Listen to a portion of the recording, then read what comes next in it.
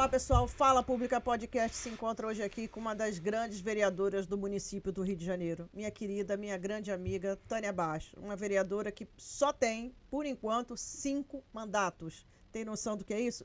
5 mandatos. É uma pessoa que dispensa comentários, possui grandes adjetivos, uma vereadora que está todos os dias preocupada com a população do município do Rio de Janeiro e, principalmente, ela tem muita história para contar. Tânia Bastos, seja muito bem-vinda ao podcast Fala Pública. Quero muito agradecer o convite, Flávia, minha querida amiga, de anos, né? Eu, antes de ser vereadora, eu já conhecia a Flávia na Assembleia Legislativa, nos corredores lá do plenário, super atuante, uma pessoa que eu tenho muito carinho e principalmente admiração. Fico muito aqui honrada de participar desse podcast Fala Pública. E a gente vai falar bastante, né? Agora, é muita responsabilidade todas essas apresentações que você acabou de fazer para mim. Mas eu fico, assim, honrada de participar e saber o quanto nós temos aí trabalhado bastante para a nossa cidade ser uma cidade mais inclusiva, mais acolhedora, né? E com mais segurança, que é um tema muito importante também que a gente precisa abordar. Minha vereadora, a gente tem aí várias pautas dentro do seu mandato que são importantíssimas. Da pessoa com deficiência, a senhora é considerada madrinha dos autistas. A gente sabe que anualmente você faz uma caminhada magnífica na Ilha do Governador, né, em prol das pessoas com autismo, do espectro autista, né? Você tem muitas leis voltadas também para esse segmento, mulheres, né, a sua pauta de políticas públicas para as mulheres. E eu queria que você falasse um pouquinho da sua trajetória, como é que você chegou até a política como vereadora? A minha trajetória, primeiro, foi na parte privada, né? Minha trajetória profissional iniciou mesmo na parte privada. Eu fui orientadora educacional de uma escola particular, também professora de ensino fundamental. Mas na parte pública mesmo foi quando eu fui eleita a segunda mais votada como conselheira tutelar no município do Rio de Janeiro, isso em 1999. Ontem. Os conselhos tutelares foram instalados a partir de 1996, depois da lei, né? Do ECA. E aí em 99 eu participei de uma eleição e comecei a trabalhar diretamente com as famílias, na proteção da criança e do adolescente na nossa cidade do Rio de Janeiro. E o bairro que eu trabalhava, que era o CT era de Ramos, que nós tínhamos lá, na rua Professor Lacê. E o CT de Ramos ele tinha uma abrangência enorme, né? Desde Parada de Lucas, Vigário Geral, Brás de Pina, Roquete Pinto, toda a Maré. Imagina isso, todo o complexo da Maré.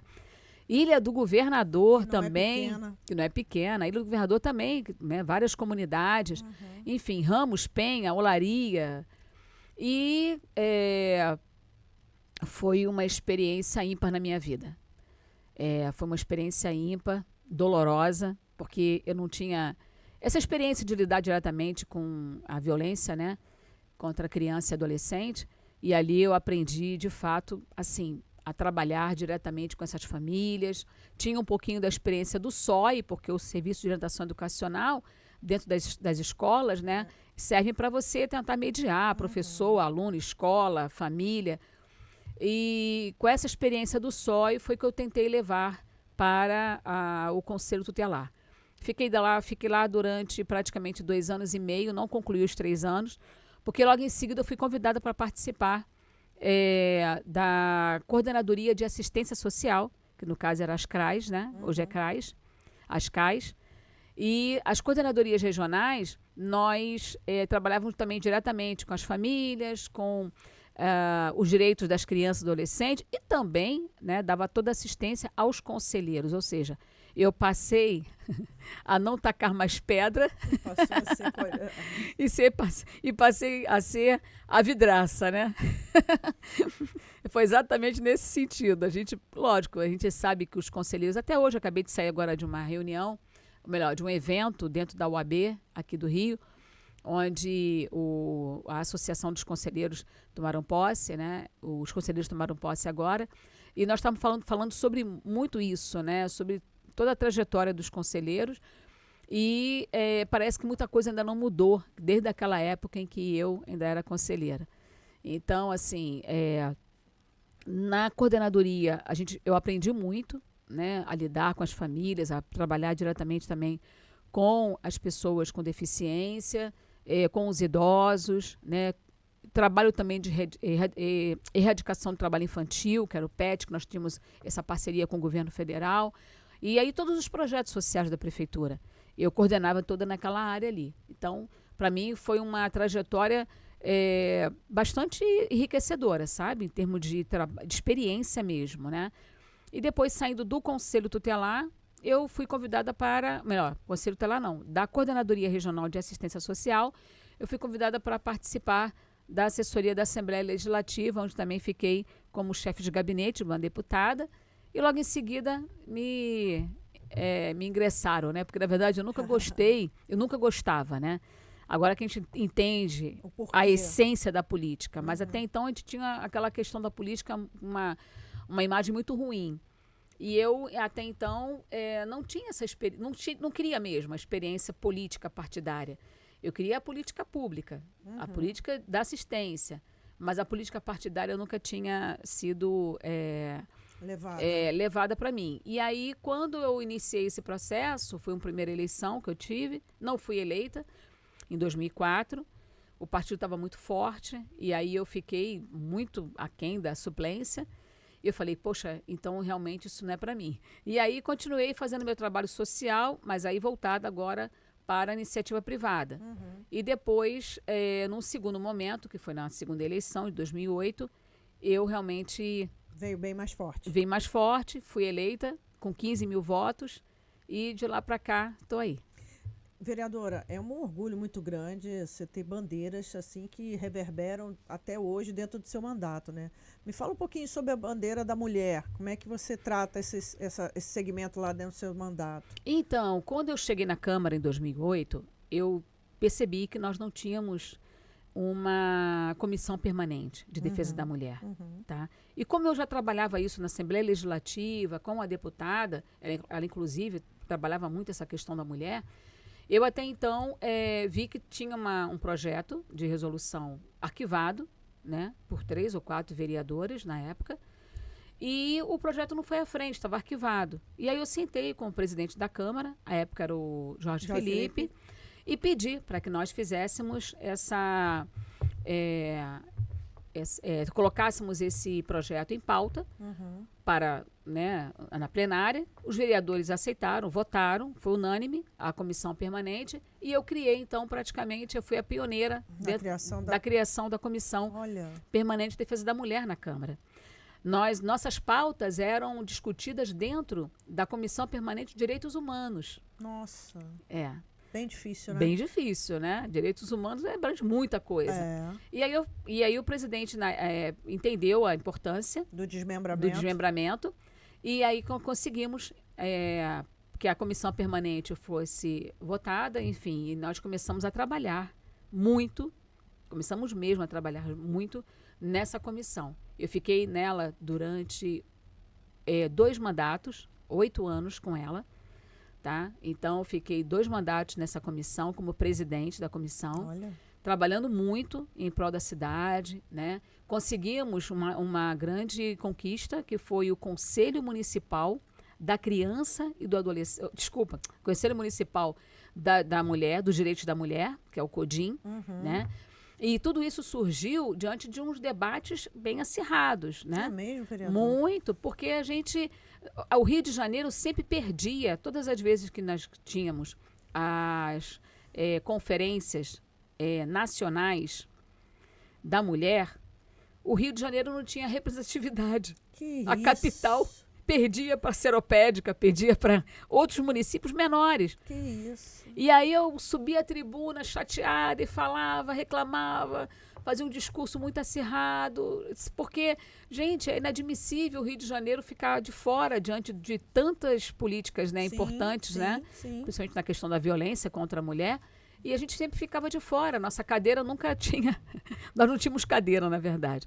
E aí, quando aconteceu exatamente isso, depois de tanto debate na Câmara, o prefeito, à época era o Eduardo Paz, ele criou, então, a Secretaria Especial de Defesa da Mulher.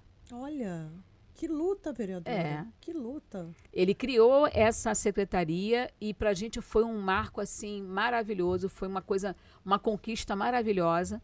Na época era acho que era Ana Rocha, acho que era Ana Rocha. Ela que foi a secretária especial, junto com a Terezinha, que dava toda a assistência. E quando a Ana Rocha foi participar de uma conferência na ONU, né, representando o Rio de Janeiro na Secretaria da Mulher, nós estávamos votando, nesse mesmo momento, o Conselho Municipal dos Direitos da Mulher, que era o CODIM. E foi muito engraçado que ela ficava lá dos Estados Unidos falando com as meninas, pelo amor de Deus, como é que tá aí? Olha, tá na mão da Tânia, então na mão da Tânia a coisa vai acontecer. E a gente conseguiu. E você sabe que regimentalmente existe prazos quando você, de 72 horas, para você mandar o projeto novamente, né, depois da segunda votação. Menina, nós conseguimos em 2 horas. Que isso, vereadora. Por quê? Fizemos a primeira votação e o presidente, à época, Jorge Felipe, falou... Eu fui até ele e falei, precisamos votar isso hoje, porque nós estamos com por exemplo, né, com uma secretária falando disso aqui. A gente lá pode na desapontar. ONU. E ela representando a prefeitura, representando, né, nós mulheres aqui, não podemos perder essa oportunidade. Aí o presidente falou, vou chamar, eu não era nem na mesa ainda, né, eu estava na comissão, eu vou chamar então, vou fazer uma convocação de uma extraordinária. Agora conversa com seus pares para poder o pessoal aprovar. E aí eu fui de um por um. E usando a Ana Rocha na época, ela está nos Estados Unidos. Olha, tem um grupo ali, estava toda a secretaria lá, né, acompanhando, né? E aí quando realmente bateu lá o horário, ele convocou e nós conseguimos, em menos de 2 horas, aprovar o conselho. E ela foi lá, usou a palavra, elogiou o parlamento, elogiou o prefeito. Foi muito legal. Um grande marco no seu mandato, Foi né? muita coisa. É muita coisa. E nessa pauta da mulher, quais são, assim, os projetos de leis que se tornaram leis que você considera mais importantes dentro do teu mandato? Então, nós temos vários, né? Mas temos um aqui que eu posso ressaltar, Flávia, a respeito da violência contra a mulher dentro das escolas do 6º, né? Do 5º ao 9º ano. Esse debate tem que ser feito nas escolas, porque ali você tem, assim, muitas experiências, muitos alunos que passam por isso dentro de casa. E, às vezes, eles não têm com quem falar, têm medo.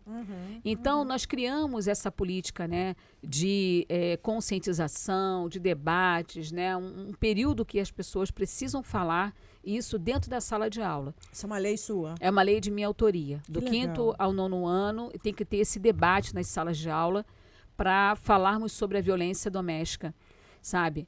Temos outras leis que falam também sobre a questão do Disque 180, que foi em rede nacional, mas a Câmara Municipal foi a protagonista disso.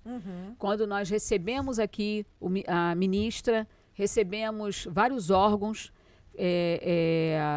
defensoria, enfim, secretarias, para fazermos o lançamento do 180. 180. 180, né? Que é o Disque... o Disque Mulher, né? Para proteção. E aí nós fizemos esse debate na Câmara Municipal. Um outro debate importante também, que foi assim, mas isso é federal. Sim, mas foi na Câmara Municipal do Rio que esse debate foi acirrado, foi aflorado. Quando nós pegamos as mulheres que estavam com problemas de fazerem a mamografia. E nós fizemos um debate, trouxemos o Ministério da Saúde, trouxemos o INCA, Sociedade Civil Organizada, enfim, secretarias, tinha a estadual, tinha a municipal, e falamos sobre a mamografia a partir dos 40 anos de idade, que também era uma portaria da Agência Nacional de Saúde, colocando para 50 anos, né, na época. Ela baixou agora. Ela abaixou, mas lá atrás a gente teve essa discussão. Na época era o Dr. Rufo, o presidente da Sociedade Brasileira de Mastologia, e ele ficou muito feliz porque eu tinha lido uma nota no jornal, num jornal de grande circulação no Rio de Janeiro e Brasil, e nesse jornal ele estava fazendo a crítica né, Essa situação de 50 anos. de 50 anos. E aí, quando eu li aquilo, eu falei, não, eu tenho que procurar esse homem. Eu sou da Comissão da Mulher, eu preciso fazer esse debate aqui na Câmara. E aí ele ficou muito feliz, porque ele falou, olha, essa matéria que eu fiz, né, já saiu já há um tempinho, e eu não sabia que tinha uma vereadora do Rio de Janeiro preocupado com isso. Olha, E ele falou, poxa, nenhum deputado federal, ninguém falou nada sobre ninguém se isso. preocupou. Mas aquela nota que eu li, eu achei muito interessante a crítica dele. Eu falei, gente, realmente, ele tem razão. E aí eu pedi assessoria, eu falei, vamos correr atrás, a gente precisa que esse homem venha estar aqui no Rio. E aí ele tinha uma agenda, aproveitou, e aí eu sentei com ele, junto com o grupo dele, vários médicos, tem até essa foto até hoje. E aí ele falou, eu falei, vamos para o debate, vamos trazer a sociedade, vamos trazer os governos, e a gente vai precisar resolver isso. Enfim, foi um debate muito legal. Que bacana. Tá? vereador. Então, assim, a gente tem vários projetos, né, voltados para a mulher. Temos para as pessoas com deficiência também. Mas a pauta da mulher foi que alavancou mesmo o meu trabalho dentro da Câmara Municipal. Teu mandato. É. Essa questão da violência, essa questão da preocupação com políticas públicas com a mulher, né, vereadora? Vereadora, você também tem uma temática sobre pessoas desaparecidas, né? Fala pra gente, por que você se interessou por essa pauta, por essa temática? Flávia, nós tivemos essas famílias na Câmara e elas participavam sempre ali na escadaria da Câmara, na Praça da Cinelândia, muito mais na Praça da Cinelândia. Elas ficavam por ali, fazendo alguns movimentos, aí a minha assessoria observou, falou, poxa, a gente podia trazer para a gente, né, esse para conversar. Só que antes disso, eu tinha sido procurada para fazermos um trabalho de TV, acho que era CNN, para falarmos de alguma pauta. Mas era questão de, assim, vamos botar aí de 10 um pouco menos, tipo menos de um minuto, né? Mais ou menos até um minuto, se eu não me engano, 1 ou 2 minutos. Não, eram 2 minutos que eu tinha na TV, na CNN. E aí a pessoa que me procurou falou, Tânia, a gente queria levar você para um debate legal e uma pauta bacana, né? Vê o que você acha aí de você procurar alguma coisa. Aí eu falei assim, gente, pessoas desaparecidas. Eu fui conselheira tutelar. E nós tínhamos muitos problemas com relação a isso. De adolescentes que sumiam, depois a mãe ficava procurando. Você não sabia onde que estava. Não sabia se voltaria. Aí eu comentei com a minha assessoria, falei, vamos começar a trabalhar, então, essa pauta para a TV. E aí começamos a procurar. Aí o nosso grupo começou a procurar a fundação, né? A fundação, a FIA, da Infância e Adolescência. E eles falaram, olha, nós temos alguns nomes aqui. Enfim, aí começamos a procurar mesmo pessoas e ONGs, instituições filantrópicas. Pois bem, conseguimos, diante desse fato nós conseguimos pegar esses contatos e a primeira vez que nós realizamos foi lá em Campo Grande, na casa de uma das mães, de uma das meninas, que ela tinha uma instituição, que na verdade eu acho que não tem nem CNPJ, é mais um movimento mesmo, as Mães Virtuosas. E lá, a Luciane, ela falou assim, olha, minha filha saiu com acho que 9 para 10 anos de idade, atravessou a rua para poder ir na padaria, nunca mais ela voltou. Nossa, que dor. Aquilo, eu vou te falar, chocou. É uma coisa impressionante. Você acha que tem algum fator, alguma coisa, algum perfil que mais prepondera nessa questão do desaparecimento? Será que são só crianças, meninas, negras, pobres? Olha, existe uma rede muito perigosa, né, Sim. Flávia? Que a gente aqui Tráfico. Muito. Tráfico de crianças, né? Tem muito, tem muito.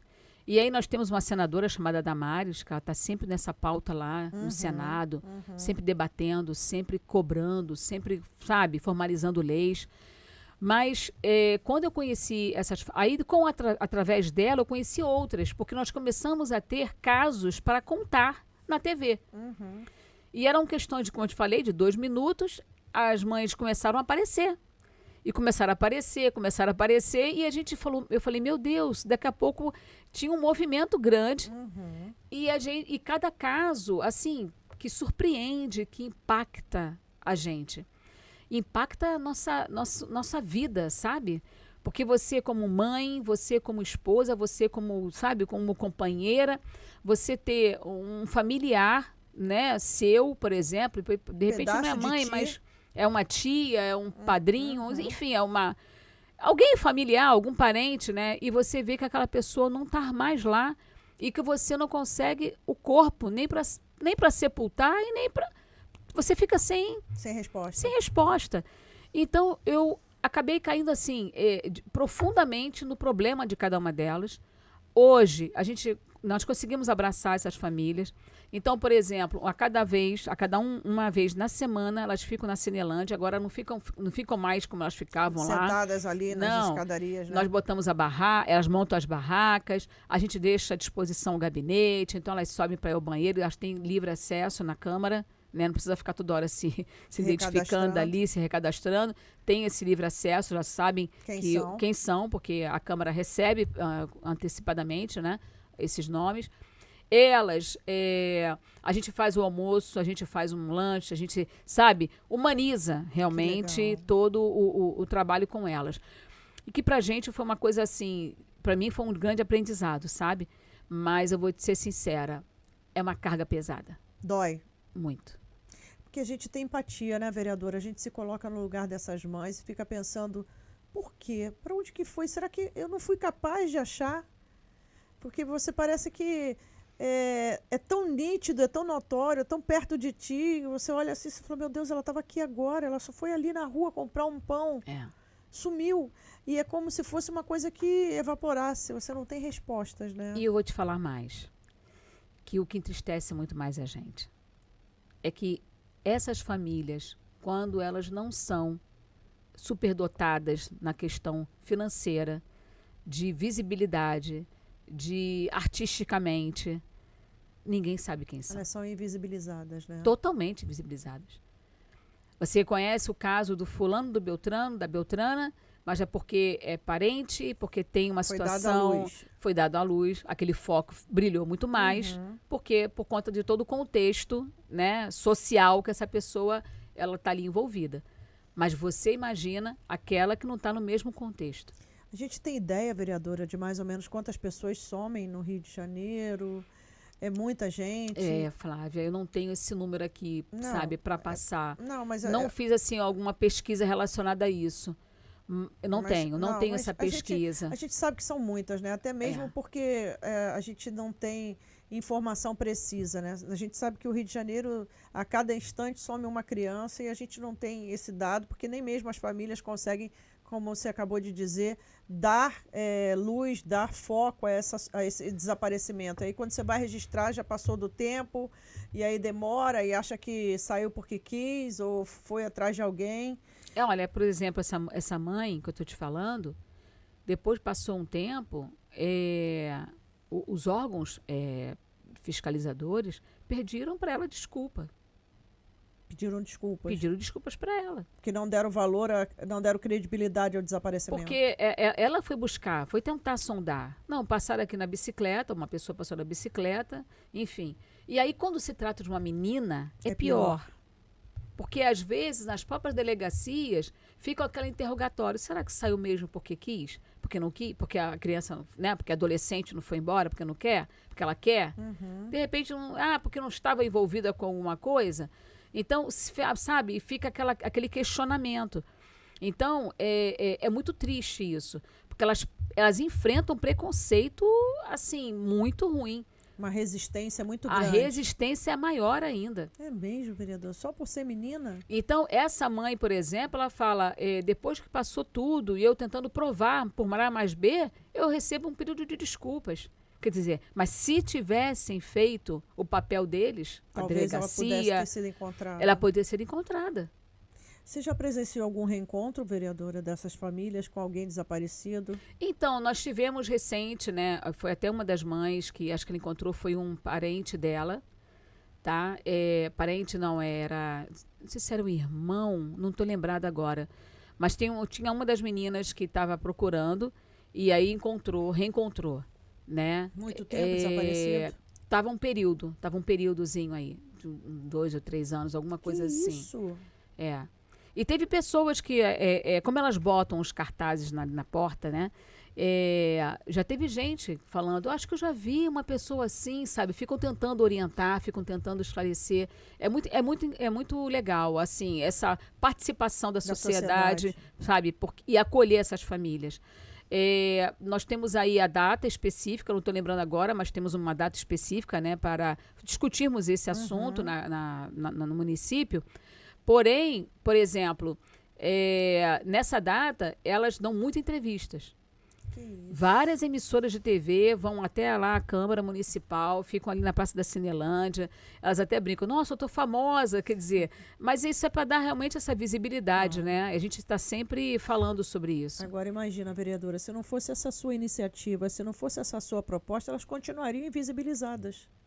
E nós estamos aí na era da tecnologia, na era da informática, e ainda sofremos o preconceito, a resistência, a credibilidade dessas mulheres, né?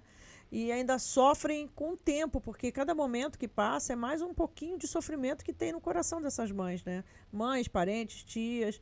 E aí a senhora vem com mais esse projeto aí para dar um pouquinho de fôlego nesse reencontro, né? Exatamente. E dar amor, né? Falta Colo. muito. Porque né? Elas, sabe... Precisam. Teve um período de recesso de Natal que a gente estava... Assim, é o período mais crítico, né? Para essa família que não tem esse ente querido por perto. Aí eu brinquei assim, falei, gente, vocês já foram ali no Amarelinho? Aí elas, não... Vamos almoçar hoje no Amarelinho. Meu Deus. Nossa, que felicidade, gente. Algumas... Nunca botei o pé no restaurante. Do nunca lado? fui. Ali no Amarelinho. Aham. Aí fechamos uma mesa enorme. Falei, vamos fazer o nosso Natal hoje. Aí fizemos o nosso Natal, todo mundo comeu, brincamos e tal. Depois nos despedimos, né? Que foi o período praticamente que a Câmara já estava entrando em recesso. Mas é isso, é você dar colo, é você se colocar no lugar do outro, sabe, Empatia. Flávia? A empatia é fundamental na vida do ser humano. E a gente está vendo isso, esse esfriamento muito grande, sabe? Não é só na política, não, mas é em todo o processo. Vereadora, tem alguma coisa que a gente possa fazer para contribuir com esse tipo de prática, esse tipo de ato tão covarde que é o sumiço dessas pessoas? Tem alguma forma da gente contribuir? Sei lá, falando com o seu mandato, falando com o seu gabinete? Você tem contato direto com as instituições? Então, como eu falei, a gente iniciou todo o processo pegando informações da FIA, né? Mas a ponta ali, que no caso são as delegacias, que agora tem até, acho que uma específica, não tem? Tem. Essas que são fundamentais para essas mães, sabe? Eles precisam, aquela velha história, né? Precisou ter uma delegacia específica para as mulheres para poder lá elas serem bem atendidas. Precisou agora ter uma delegacia, né, de desaparecidos para essas famílias também serem bem atendidas. Eu entendo toda a dinâmica de uma delegacia, que não é fácil. Não é fácil. Mas, assim, essa humanização é fundamental na vida delas, sabe? Porque só em chegar lá e ser ouvida, ser acolhida, isso faz uma diferença enorme. Dá um certo alívio, né? De alguém acreditar na tua história. De alguém acreditar na sua história, sabe? Então, nós precisamos unir forças. É o legislativo municipal, estadual, e são, né, esses órgãos que são fundamentais para terem realmente a resposta que elas precisam, né? Assim, em loco... procurar realmente, sabe, a delegacia mesmo, procurar saber de fato, investigar, tem um fundamento, tem algo importante para que a coisa se concretize. Nós tivemos recentemente, foi uma coisa, até deve ter sido algo relacionado a relacionamento entre pais e filhos, não sei, mas aquela adolescente que foi para casa de um rapaz, né, a garota de 12 anos foi para casa de um rapaz... Que conheceu na internet. Olha o perigo disso. Olha o perigo disso. Agora nós temos uma outra ferramenta que é pior. Que as crianças ficam... os adolescentes ficam dentro do quarto, fica dentro de entre quatro paredes ali, que você não sabe com quem está conversando, com as pessoas que estão falando. Então, tem que ter esse cuidado, sabe? Eu sei que hoje em dia os pais trabalham muito... E, assim, as crianças, os adolescentes ficam muito sozinhos em casa, eles ficam com o mais velho que toma conta dos outros. A gente sabe também dessa realidade social que o Rio de Janeiro tem, e não é só o Rio de Janeiro, é o Brasil como um todo. Mas a gente precisa mostrar, sabe, acredito que uma mudança Comportamental. no comportamento. A gente não pode, entendeu, fechar os olhos para isso. Hoje, essa adolescente, ela foi descoberta por causa dos meios de comunicação. Deram alarde. Porque deram alarde. A mãe foi à delegacia, a delegacia já comunicou. Na mesma hora, começaram a pegar as câmeras que ela poderia ter transitado. E pegaram mesmo. Né? Então, poxa, se isso tivesse sido há um tempo atrás, a gente teria muito menos... uma resposta, sabe, positiva na vida dessas mulheres. É um sofrimento muito, assim, invisível, né? Muito. Porque você passa ali, você vê aquelas mães anos e anos e anos, ainda na esperança de reencontrarem seus filhos, suas filhas e as crianças. E a gente está aí, hoje em dia, com a nossa tecnologia, que poderia ter sido utilizada lá atrás, mas, infelizmente, os mecanismos ainda não eram os mesmos. Exatamente. Né? Vereadora, me fala uma coisa. Você tem um mandato também muito forte das pessoas com deficiência, né? Por que você declinou para esse lado? Por que você foi? Inclusive, eu tô até com broche, isso com aí. Aqui, do espectro autista. Do espectro autista. Parabéns. É uma pauta muito interessante. Por que você partiu para esse lado? Então, depois da parte da mulher, que a gente trabalhou muito, né? Eu fui para a mesa diretora depois, mas eu conheci o autismo praticamente com 2 anos no meu mandato, né? Ainda não tinha concluído os 4 anos, mas entrei em 2009, por volta de final de 2010 para início de 2011, nós começamos a trabalhar essa pauta através de uma assessora que, ao verificar na TV esse assunto, ela achou interessante e ela falou, inclusive, advogada também, e aí ela falou assim, poxa, eu acho que isso aqui a gente vai trabalhar muito, porque é algo que está sendo muito falado. E aí eu fui procurar saber, né? Era a pauta do autismo, da pessoa com espectro autista. O que aconteceu? Quando eu conversei com ela, eu imediatamente me lembrei, na época de conselheira, o que era o autismo. Mas na minha cabeça, eu já tinha passado autistas no conselho. Mas por que eu sabia que era o autismo? Porque a criança tinha todo esse estereótipo de ficar o tempo todo se balançando, né? Essas estereotipias, né? E ficar balançando. Então, eu falei, então para mim todo mundo era igual. Aí eu falava, poxa, mas eu não vejo muito. Não, vereadora, é uma pauta importante. Inclusive, a emissora está falando muito sobre isso e tal. Vamos tentar trabalhar com a divulgação, porque muita gente não sabe o que é o autismo. E aí foi quando nós fizemos a primeira lei, em 2012, né? Ela foi sancionada em 2012, criada em 2011, e nós falamos sobre o material impresso para entregar nas clínicas da família, nos postos de saúde, toda na rede de saúde pública.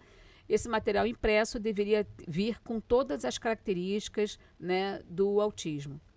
E a lei aprovada, nós depois fomos tentar entrar na execução da lei. E aí nós sentamos, na época o próprio Daniel Sorante, que inclusive voltou, e com esses pais. Esses pais chegaram, né, até a mim através de uma pessoa, que no caso era o senador, o Crivella, e ele participando de uma agenda, a pessoa o abordou e falou, olha, precisamos muito do senhor lá no Senado para falarmos sobre essa pauta. E num dado momento, a gente estava conversando num evento público, e ele falou, olha, eu vou à casa de umas pessoas que os filhos são autistas, você não quer acompanhar?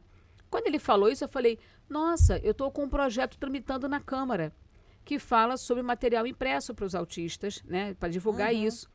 Aí ele falou, vamos lá. E quando nós chegamos lá, a família toda na sala, e aí, na mesma hora, uma das pessoas que estava na sala, ela falou assim, olha, todas as vezes que eu saio daqui do meu condomínio, eu tiro na impressora a palavra, a frase, o Rio de Janeiro precisa conhecer o autismo. Olha.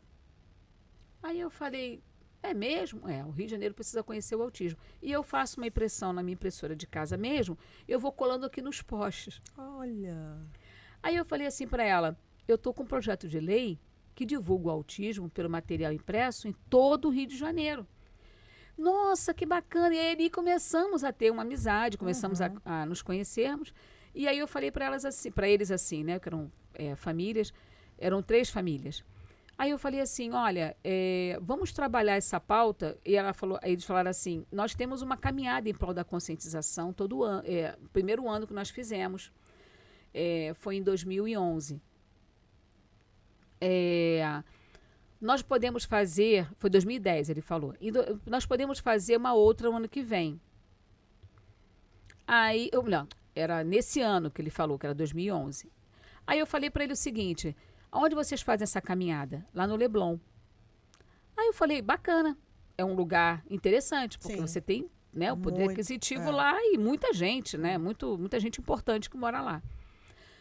Flávia, a nossa caminhada, como chegamos lá, a gente fez muita divulgação em rede e tal, eram quase uns 100 e poucas pessoas. Meia dúzia de bolinha de gás. Oh, meu Deus. E a gente, eu tenho até essa foto, o dos pais, puxando um caminhãozinho de som na mão, manivela mesmo. E a gente com aquele caminhãozinho, bem humilde. E a gente com aquela bolinha de gás, assim, meia dúzia de bola de gás. Aí depois, no final, a gente se abraça, a gente fala e os balões sobem. Aí, primeiro ano. Falei, aí eu fui para lá e falei, gente, bacana, mas a gente pode divulgar isso mais, né? Vamos tentar trazer mais parceiros. Aí eu comecei. Aí entrei numa emissora, pedi ajuda para eles divulgarem e começamos a ampliar os relacionamentos. Aí na outra caminhada, quando nós fizemos na terceira, já deu quase 1000 pessoas. Isso ainda no Leblon? No Leblon. Acontece até hoje. 12ª foi agora. Caramba, vereadora. 12 anos fazendo essa caminhada do Leblon. Só paramos por causa da pandemia, né? Então pararam os 2 anos. E aí o trabalho começou a fluir, né? Hoje nós temos vários parceiros. Hoje, as nossas bolas de gás, não sei se pode fazer o merchandising aqui. Claro que pode, fica à vontade. Fala pública é todo seu. As nossas bolas de gás hoje, elas são cedidas pela Multiplan. Ai, que legal. O Vander da Multiplan foi que ele que cede todas as bolas, inclusive não só da ilha, mas também do Leblon. Começou pelo Leblon, então eles cedem essas bolas pra gente, né? Aí não são mais meia dúzia, né? São centenas. São centenas de bolas de gás que sobem, né? Eles convidam, a Defensoria Pública, eles botam um stander lá, né? A parceria com as secretarias, porque aí vem a Secretaria de Saúde, com a divulgação da cartilha, que até hoje é divulgada, com a Secretaria de Meio Ambiente, que faz a distribuição de vários plantas, né?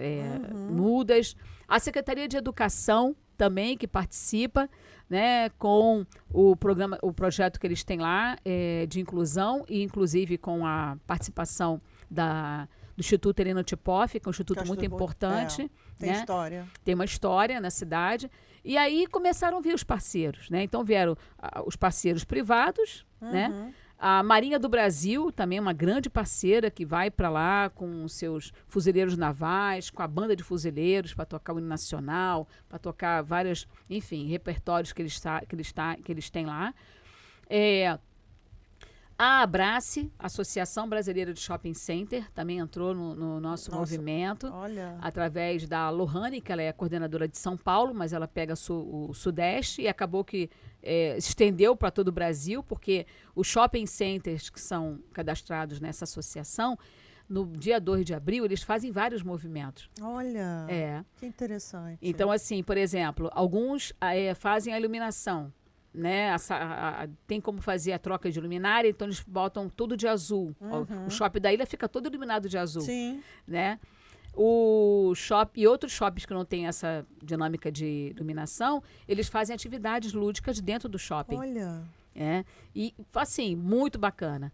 E a Serge, que é a Associação de Supermercados, que também é um grande parceiro, é o nosso amigo Fábio Queiroz, que abriu as portas, né, de todos os supermercados através dos seus recursos humanos, né, numa certa reunião que nós realizamos, para também fazer a divulgação do autismo.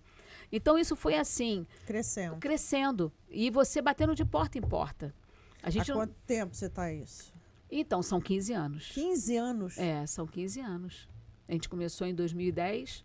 Começou batendo de porta em porta. A pauta começou em 2010, a aprovação da lei, apresentamos o projeto de lei em 2011. 2012 foi sancionada e a trajetória aí de 15 anos com essas famílias. Vereador, eu já participei, inclusive, de algumas caminhadas suas lá na Ilha do Governador. São milhares de pessoas. Milhares. E é uma caminhada muito importante, muito interessante. Nessa caminhada, que você tem esses parceiros, que você tem esse povo, como é que a sociedade que está de fora enxerga? Ela hoje compreende o autismo como uma doença, uma pessoa com deficiência? O que acontece? O autismo, na verdade, não é uma doença, né? Quando a gente fala do transtorno do espectro, tá? Ele envolve muita coisa, né? A doença você consegue curar, né? Você consegue combater com algum remédio, alguma coisa. Não, o autismo não tem como, tá? O que a gente percebe é que com essas caminhadas, muitas pessoas se conscientizaram. A gente consegue ver um índice menor de bullying, de rejeição. Falta ainda, a gente está no processo, né? E todo o processo de transformação de comportamento do ser humano é complicado. Sim. É muito complicado. Mas a gente teve avanços. Eu posso dizer que a gente teve avanços. Eu tenho, assim, por exemplo, que quando as crianças participam, não são só autistas. Quando as famílias vão, tem aqueles também que não são. E para a gente é interessante e importante também. Claro, a inclusão. Porque essa inclusão precisa ser feita. Quando você tem uma criança, né, que está lá participando e essas crianças lá veem que o amiguinho ou, né, que está ali é um autista, na sala de aula, se ele encontrar ele vai identificar. Que legal. Ele identifica, né? Mas assim, o nosso gargalo maior é quando eles crescem. Porque eu já tenho... já são os 15 anos. Então, eu já tenho aí com os seus 20 e poucos anos, né? E tudo maior do que eu. E assim, quando a gente percebe que quando eles chegam naquela idade dos 18, 19 anos, e a gente vê a política pública diminuir para eles, é muito ruim. É muito ruim. Sabe? Tem uma discussão dentro da educação, né? Tem discussões no tratamento, no atendimento da rede. Então, assim, é um gargalo, Flávia, que está deixando assim, a gente de cabelo em pé. É mesmo, vereadora? Porque a gente precisa dar continuidade. Você vê, recentemente teve a lei de que o laudo ele não precisava mais ser renovado. Você vê. Para quê? Entendeu? Como é que se exige um laudo de um autista, gente? Tem 18 anos, ele vai continuar sendo autista. É permanente, a deficiência é permanente. Entendeu? Exatamente, é permanente. Está com 30 anos, ele vai continuar sendo autista. Então, hoje, com essa questão do crescimento, né, deles se tornarem adultos, a gente agora está trabalhando um outro foco, que também é a empregabilidade. Porque muito difícil. Porque alguns até, por exemplo, conseguem. O nível de suporte 1, por exemplo, eles conseguem. Tá? Tem autistas que têm uma capacidade cognitiva enorme, intelectual enorme para isso aqui, para a parte de informática, para a parte... Eu conheci um que, inclusive, tinha... Agora está muito mais, estava com 13 anos. A mãe chegou no meu gabinete conversando e falou assim, menina, caramba, Tânia, eu conversando com meu filho, dizendo que o meu celular estava quebrado, que eu conversando com meu marido, não, com meu marido, que o meu telefone estava quebrado, e meu filho escutando. Ele saiu do lugar que ele estava, quer dizer, estava prestando atenção. Focado. Estava focado, né? Estava prestando atenção. Ele saiu do lugar que ele estava, pediu meu telefone, aí eu não entendi como estava quebrado, eu dei. Ele foi, desmontou peça por peça, Que isso? montou de novo e me entregou o telefone funcionando. Olha aí, um potencial. Olha o potencial. Aí eu falei para ela, aproveita isso. E aí? E ela falou que queria aproveitar, porque ela falou, eu não sabia que ele tinha essa aptidão. Eu não sabia que ele conhecia. E ela conseguiu colocá-lo em alguma vaga? Depois eu nunca mais a vi. Entendi. Mas o que eu achei interessante é que você vê, hoje nós temos uma rede de supermercados que eles atendem e empregam os É autistas. Não sabia não, É, vereadora. a rede mundial. É mesmo. Eles empregam. Eles estão fazendo atendimento diretamente com os autistas, alguns, né, por conta das suas especificidades, óbvio, né? Ficam ali na parte de colocar, né? Empacotador. Empacotador, né? Então, de acordo com cada especificidade, eles estão tentando direcionar. Mas eu achei isso interessante. Nossa, eu não sabia. Achei muito interessante. A gente vê esses deficientes dentro dessa rede de supermercados mundial, mas eu não sabia que eram voltados também para o espectro autista. Sim. Olha que bacana. Eu achei isso interessantíssimo. Eu não vejo nenhuma outra rede de supermercados com essa pegada. Eu particularmente não vejo. Eu também, até então, nós temos a rede só do Mundial, que a gente já teve, nós já tivemos até lá, na sede deles, ali em Auma. Eu fiz uma homenagem a uma das senhoras, que era a dona Laura, que inclusive já estava para se aposentar, tinha mais de não sei quantos anos de Mundial. E ela trabalhava muita pessoa com deficiência dentro do local e dentro da empresa. E aí eu falei, vamos homenageá-la, que eu achei muito interessante esse trabalho. Bacana, e ali a gente descobriu várias outras famílias, pessoas, né, com o transtorno do espectro. Então, assim, sabe, é aquela coisa de você estar o tempo todo procurando, né, esses espaços para inseri-los na sociedade. A gente tem ONGs, vereadoras, que atendem essas pessoas. Existem instituições filantrópicas que atendem. Tem a Dona Meca, que é muito boa, que atende todas as deficiências, né? Existem também muitas instituições que, assim, favorecem o trabalho dessas crianças, desses adolescentes, desses jovens. Nós temos clubes, inclusive. Lá na ilha nós temos o Clube da Portuguesa. O Clube da Portuguesa, quero até mandar um abraço aqui para o Marcelo, ele abriu o espaço da natação, Olha. para as pessoas com deficiências e exclusividade Múltiplas. Múltiplas, mas com deficiência com autismo. Que isso, vereadora. É mesmo, não sabia. Eles também, não. fazem. Acho que é interessante você falar sobre A isso. Roberta é a pessoa, professora? é a professora, tem um grupo lá, os professores de natação, e eles fazem o trabalho, né, que para a Olha, criança é interessante, é muito bom. E é difícil A cruzar pelo coordenação, esporte. a coordenação motora deles é importante, tem muitos que são comprometedoras, né?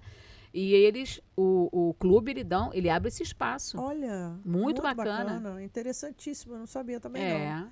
Tá vendo a importância de um podcast para a gente poder tratar do assunto mais aprofundadamente. E demais deficiências, você tem... Tem as deficiências múltiplas, né? Que também teve um grupo que nos procurou. Isso. Temos o mutismo, que também foi um assunto importante, que nós começamos a falar sobre isso através de fonoaudiólogos que nos procuraram, falando sobre o período, porque você fala assim, mas o mutismo dá em menina. O autismo é mais em menino, né? O mutismo é mais em menina. Eu não sabia. E ele é muito confundido com a questão da timidez. É. A pessoa fala assim, fulana é tímida, ela não fala. E você vai detectar, né, o profissional, quando vai detectar, entende que existe esse problema nela, que é o mutismo, né? Ela não fala com ninguém. Ela só, em casa, são poucas palavras, às vezes monossilábicas, né? E foi outra pauta que veio pra gente. Então, assim, legal, o autismo abriu várias pautas. Várias E pautas. que são difíceis, né, vereadora, da Muito. gente lidar, né? É. E principalmente na rede de apoio, né? Exato.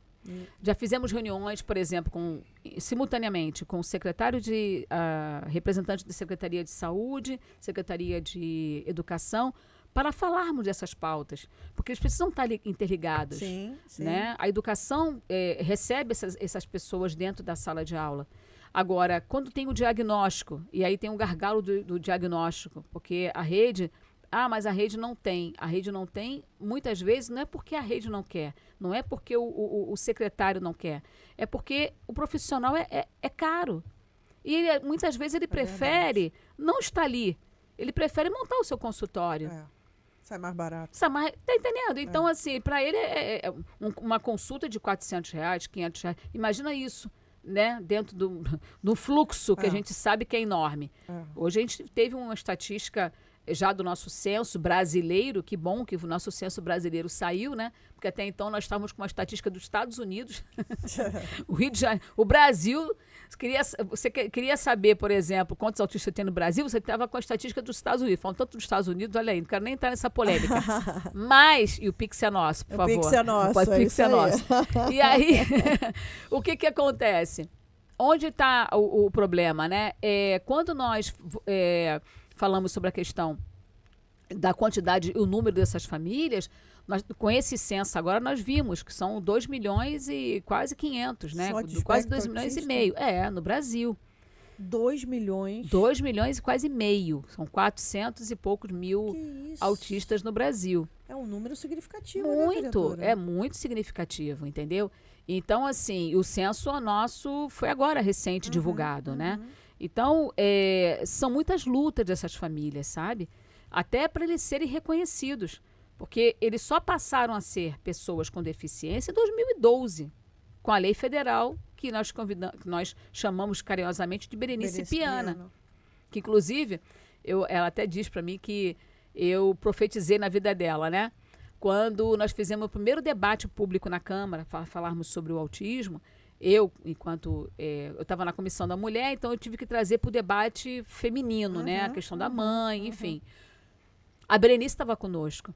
E ela dizia assim, e isso foi em 2011, e ela dizia assim, Tânia, eu bato de porta em porta, lá no Senado, pedindo para que o meu filho, né, deve estar quase com uns 20 e poucos anos, 29, não sei, 27, ele seja reconhecido como cidadão.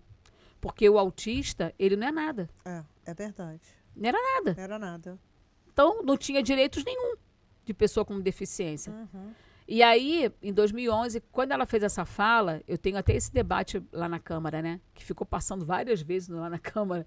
O pessoal passou, a TV Câmara amou. Trouxemos o Saulo para cantar, que é um tenor, cego, né? E tem deficiência visual, ele também é autista. Então, quando ele cantou lá, ele abriu a boca, meu Deus, o pessoal tudo chorando na Câmara. Mas a Berenice, quando fez essa fala, eu disse assim para ela, Berenice, eu tenho certeza e creio que, assim como nós temos a lei da Maria da Penha para mulheres que enfrentam a violência doméstica, nós teremos uma lei chamada Berenice Piana, assim mesmo. Olha. Para reconhecer os autistas como pessoas com deficiência. E valeu a pena. Em 2012, ela já estava com esse trabalho um tempão. Infelizmente, não foi um senador do Rio de Janeiro, foi um senador lá do Sul, Paulo Paim. E ele, então, né, juntamente com seus pares, aprovaram. E nós conseguimos aí essa lei da Berenice Piana. Reconhecendo o autista como pessoa com deficiência. Quer dizer, em 2012. Olha quanto tempo, vereadora. Olha quanto tempo. Só tem 13 anos. 13 anos a lei. E a tua caminhada já tem 15. 15 anos. Então você ficou pelo menos 2 anos chamando a atenção para o espectro autista. Que até então ninguém reconhecia como cidadão. Olha que coisa, né? Vereadora, quais são os seus projetos para os próximos meses aí do seu mandato? O que você tem aí ainda? Flávia, primeiro que a gente luta pelos centros, né? Nossos centros aí de atendimento para as pessoas com autismo. A cidade, eu acho que tem aproximadamente uns 2 ou 3, se eu não me engano, mas eu acho que fica muito aquém de toda a necessidade que existe, ainda mais agora com esse censo que já foi divulgado. A gente luta muito também em prol dessas famílias com pessoas atípicas, né? Essas mães atípicas, porque quem cuida delas, né? Ainda tem esse detalhe. Né? Quem cuida delas. Elas cuidam dos filhos, mas quem cuida delas? Quem cuida delas. E a gente vê muitos lares se desfazendo. O homem que geralmente não aguenta aceita. E vai embora. E ela fica sozinha com essa criança, com esse filho. E que às vezes não é só um, né, vereadora? É mais de um filho autista. É mais de um filho autista. Então, a gente tem visto isso muito de perto, tá? Então, a gente está com uma política agora de pedir para que a rede acolha também essas mães. Essas mães precisam ser acolhidas. Rede de saúde? A rede de saúde. Elas têm que ter uma saúde mental, né? Sem Boa. dúvida. Para cuidar do seu filho. Porque a gente também tem índices, infelizmente, de suicídios. Mães que primeiro fazem com o filho, depois fazem com ela. Matam elas. seus filhos, depois se submetem ao suicídio. Porque na cabeça delas, quem vai cuidar do meu filho quando eu não Quando eu estiver mais morrer. aqui? É verdade. Quem vai fazer isso por mim?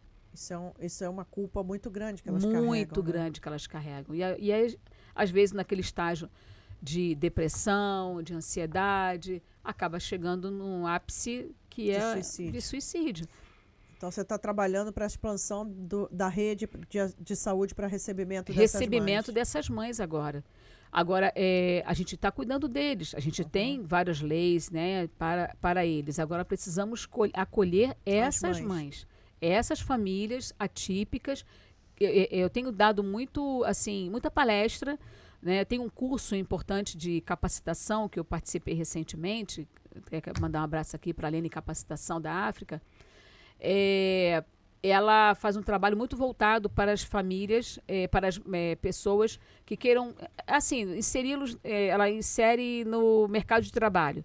Então, são vários cursos de capacitação mesmo. Para autistas. Não, capacitação como um todo. Então, Pessoas com deficiência em geral. Não, ela faz o curso para as pessoas e essas pessoas abrem os seus estabelecimentos ok. comerciais. Então, ela dá curso de barbeiro, curso de manicure, curso de design de sobrancelha, toda a parte de beleza, né? Parte mecânica também, ela está entrando nessa seara de obras, e muito importante. E aí, outro dia ela falou, olha, eu preciso que essas pessoas saiam daqui entendendo que elas também terão, nesses estabelecimentos, e vão poder também acolher ou atender as mães atípicas. Às vezes você chega num salão de cabeleireiro e o profissional fala assim, eu não consigo cortar o cabelo do teu filho. Chega no barbeiro, a pessoa fala, não, eu não sei cuidar de autista. E isso fere muito, isso machuca muito a mãe. É verdade. Né? Nesse dia que eu estava fazendo essa palestra, tem mais ou menos uns 15 dias aí, uma das meninas, quando eu olhei na plenária, ela estava chorando. Aí eu falei, meu Deus, o que está acontecendo? Aí ela levantou o braço, ainda bem que ela levantou, porque pelo menos eu fiquei sabendo porque que ela estava chorando. E ela falou assim, você está falando isso agora? E eu estava lembrando da minha mãe. A minha mãe, ela me ligou chorando, porque o meu irmão estava com o cabelo muito grande e eu até falei para ela assim, mãe, ela me ligou chorando, dizendo que o meu irmão estava com o cabelo muito grande. Aí quando eu vi, né, ela falando, eu falei, mãe, por que o cabelo dele está muito grande? Porque se ela não está cortando, vai cortar o cabelo dele? Aí ela falou, estou te ligando por causa disso. Porque eu fui no barbeiro e o barbeiro falou que autista ele não consegue cortar o cabelo. Nossa. E eu voltei para casa. Aí ela começou a chorar no plenário. Aí eu falei para eles o seguinte, vocês entendem a realidade dessas mães? Ela acabou de dar um exemplo agora, né? E isso pra gente é muito triste. Sim, claro. Mas também um diferencial para você, profissional na ponta, é fazer isso na vida delas. A diferença na vida dessas mães. Mudar esse perfil. Mudar esse perfil, porque você capacitado para tal coisa, você vai ser um referencial no seu bairro, na sua cidade, onde você estiver. Claro. Isso até em termos de concorrência, você sai na frente. Claro. Então a gente precisa cuidar dessas famílias. E aí o pessoal entendeu o recado da forma que eu passei. E é isso, é você o tempo todo acolher. E, vereadora, como é que as pessoas podem acompanhar seu mandato? Indo lá no seu gabinete, na Câmara, nas redes sociais, como é que é isso? Vou falar de frente para eles. Isso. O meu mandato ele é muito aberto, o meu gabinete está sempre à disposição. As minhas redes sociais, a gente responde. Tá? Tem muitas vezes a gente não consegue fazer na hora ali, quando a pessoa encaminha, mas pode ter certeza que será respondida. Eu sempre deixo meu telefone de contato também. Meu telefone particular, que eu estou com ele mais não sei quantos anos. E atendo também, falo com as pessoas. Tem coisas que a gente consegue resolver, tem coisas que a gente não consegue, tem coisas que não compete a gente, né? Fazer, porque existem os órgãos também que nos fiscalizam e tem razão de fazê-lo. Mas, assim, as minhas redes sociais estão abertas. Minha rede social maior, assim, é o Instagram, né? Que é o Tânia Bastos 10. O Facebook é a vereadora Tânia Bastos. Mas o meu telefone fica à disposição, o telefone do gabinete fica à disposição. E a gente está aí para isso, para atender, para conversar, inclusive para que também as pessoas que tenham, por exemplo, qualquer dúvida ou queiram participar do nosso mandato, é importante. Isso. Né?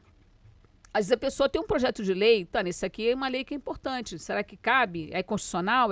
Não é inconstitucional? É constitucional? Não é constitucional? Enfim, aí a gente vai debater, nós temos as advogadas que ficam à disposição.